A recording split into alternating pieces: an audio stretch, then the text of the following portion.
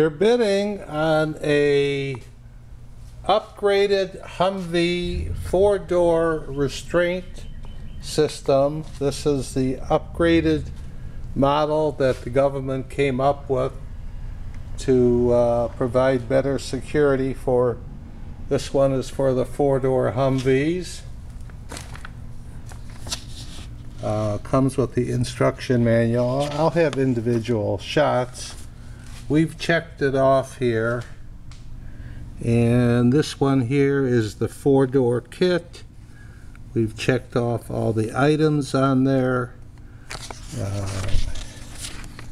It shows all the different, it's quite extensive. And it also comes with user instructions. If you don't know how to use a restraint system, this tells you how to use your seat belts. This is for the 4-door model. Government issue 254001 542 5419. Comes in a box like this. Costs the government $2,325.38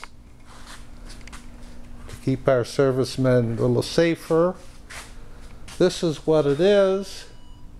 I'll have individual shots. Good luck bidding.